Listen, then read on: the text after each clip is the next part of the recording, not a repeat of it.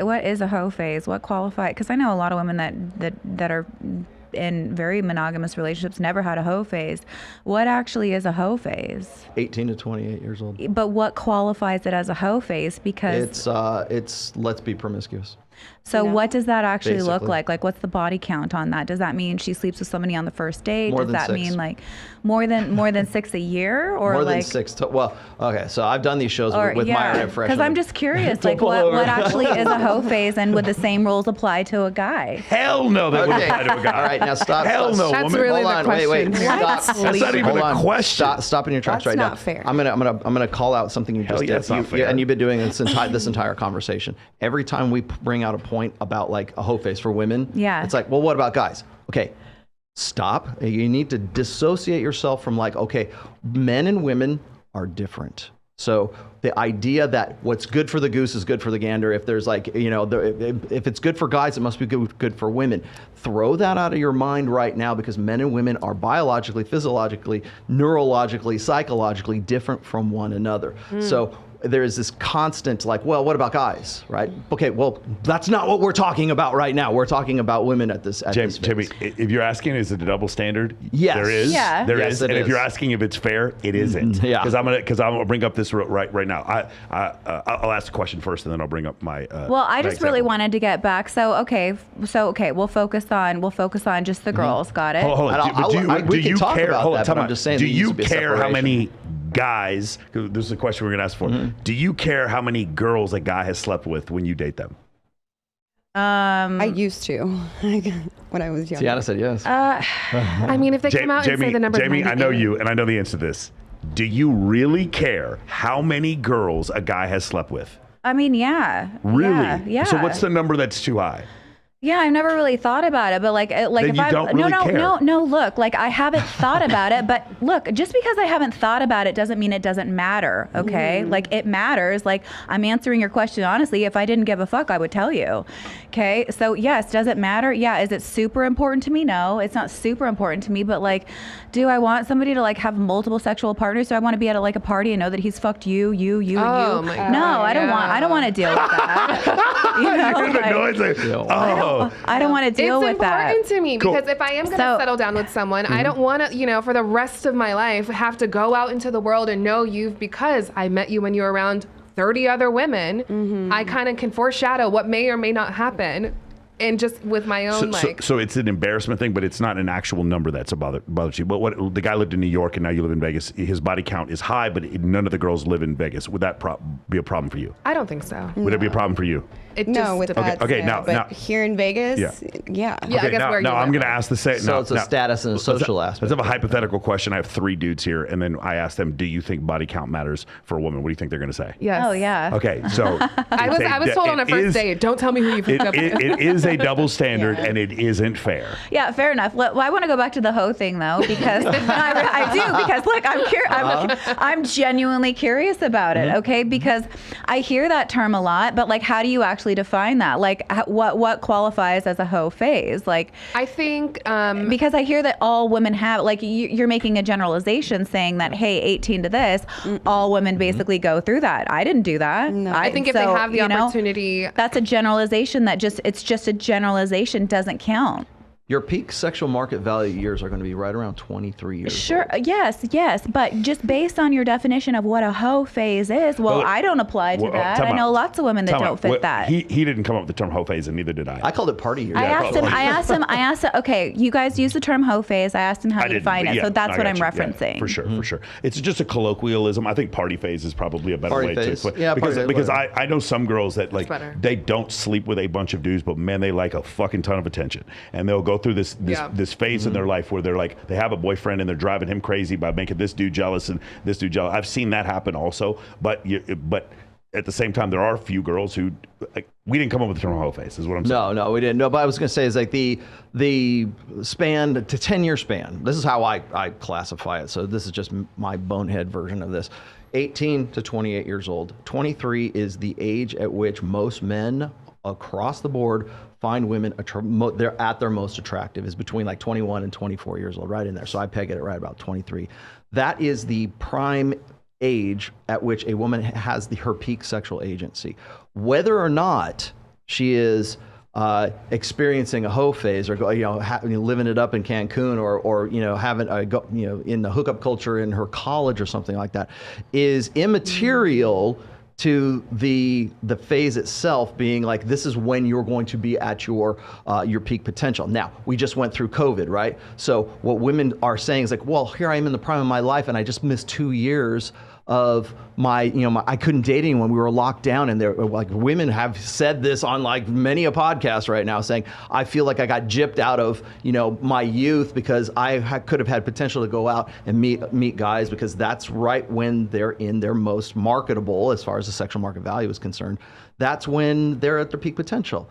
And so within that 10-year phase, whether or not they are, sleeping with 100 guys, or up in their body count or whatever, or they are promiscuous, the fact still remains that that 10-year span right there is when women have their peak potential to lock down a guy who has the potential for long-term security. By the way, when he's saying what he's saying, there's a book called Dataclysm where it goes over when most girls get their most right swipes, and it is between 23 and 25. It's not our opinion. Yeah, between the ages, men between the ages of 15 and 90, they all rate women between the ages of like 21 to 24.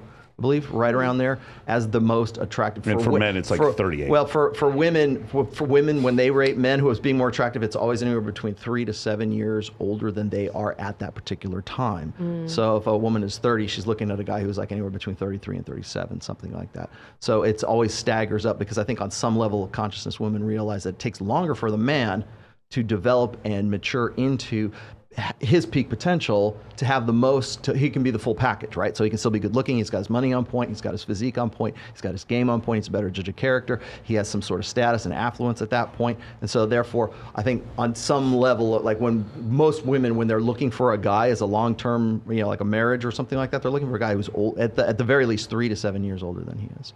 So when we're talking about the hoe phase, the hoe phase is like, that's, again, I didn't make up the word, but it's the 18 to 28-year-old span where women are at their peak potential to maximize, and that's where they can maximize their potential. So how they go about doing that, you can have some very religious girl who's never had like a quote-unquote hoe phase, and she might have like maybe a 2 or 3 body count, and then you got the other girls on Fresh and Fit who at like 19 have something like 15 or 20 body count already at that point. What could you buy with your body count? You remember that episode? Exactly. This girl was like, I could buy a fucking Birkin. I was like, what the fuck? So you can buy a Birkin? And then you also have to throw in variables as well, because Juicy Couture. What could you buy with your body count? Girl fucking around said, I want a Happy Meal. A what? A Happy Meal? Most women, like, remember, as I just said, 75% of the population is overweight. So that doesn't mean that every single woman is having the same kind of hoe phase as somebody who is like exceptionally attractive. Well, that's why I wanted that. Contextual. That's why I wanted that defined. That's why I wanted that definition, because I think, look, generally speaking, when I hear hoe phase, or when most women hear hoe phase, it's in reference to that separation is not something that I think most people would commonly define that as. Okay, most people, when they hear hoe phase, are going to be like, oh, she's a hoe, she fucks everybody, and it's like 10 plus, I would say. So let me ask you a question. So I think this is the real discernment. Men will then judge a woman by how many men she slept with. I think so, yeah. Yeah. Okay. So really, that's the only point. Yeah. Okay. Fair enough. That's the only real point of this. Fair enough. It's it was just being explained. You were talking about your book and how like the developmental periods and so that was what I wanted understanding and clarity on. Is what that actually looks like. How you're defining that. Well, your priorities. Again, like we were saying before, your priorities. Like, say, when you're 18, you're like, I just want a hot guy. I want the MMA fighter. Totally. I want to get with a hot dude that is going to give me like a really good orgasm. I want to be with a guy who is hot, and it's going to be, the experience is going to be good. And then, so looks is always going to be at the, close to the top of the list. But as women's sexual market value decays, and it is perishable, when women get to 29, 30, 31 years old, that's perishable. More. Never. Again, I'm using that contextually, because people will say, oh, are you talking about the wall, Rollo? And I'm like, no, I'm not talking about, the wall starts here for women. I would love for the three of you guys to read this book. It doesn't start here for women. So I would love to. So after put it this way, your 33-year-old self could not compete in the sexual marketplace to the same degree that your 23-year-old self could. That's where the wall starts. It's not, there's very beautiful women who are like, you know, in their late 30s. I mean, Jamie Villamore. Yeah, no, it's a great example. Awesome. I mean, physically, she's absolutely stunning. So what he's talking about is, so a lot of women, and this is, I'm speaking in just generalizations right here. A lot of women, let's just go all the way back to like the 1850s. There's going to be a significant difference between their level of attractiveness, how men find them attractive when they're 23 as opposed to when they're 35.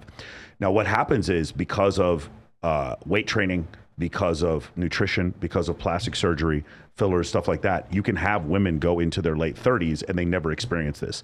This was when Kevin Samuels told CJ Sparks, "You're in pretty prison." That's what I took it as. And so what happens is there's this normal inclination for a woman when she gets in her late 30s. Again, I'm speaking in a generalization here. She gets in her late 30s and she comes to the realization when she sees those 21, 22-year-old women, it's like, oh, I need to get married pretty soon.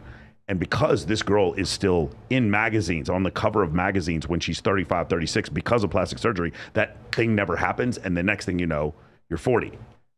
That's, you understand what I'm saying? Yeah. Now, that is a thing that happens in developed countries dealing with plastic surgery, women who have good nutrition and spend like all day in the fucking gym, which, trust me, I love it. This is one of the reasons why right now I'm seeing someone in their early 20s, but usually when I'm seeing someone, I do not care about age, but the factors, this was really great because the book you recommended for me, which was The Ape That Understood the Universe. When they talk about men who are attracted to women who are in their 30s, it doesn't disprove the rule. The reason why you're attracted to those women in their 30s is because they show signs of youth. Does that make sense? Right. They're like I said before, we're not talking about you three. You three are 2 standard deviations above the normal level of attractiveness. When you guys are all 50 years old, you'll still be attractive. I think you can come at me on the fucking chat. I don't care. I think you guys are all very, very pretty. But that's the thing that'll happen is that for a lot of, in general, again, a woman who grew up in Oklahoma in 1855, she's going to receive, like, once she gets to be like 29, there's going to be this immense pressure for her to get married and have kids. And for a lot of people, it just doesn't happen. Let me get some of these super chats because these are really good. Yeah.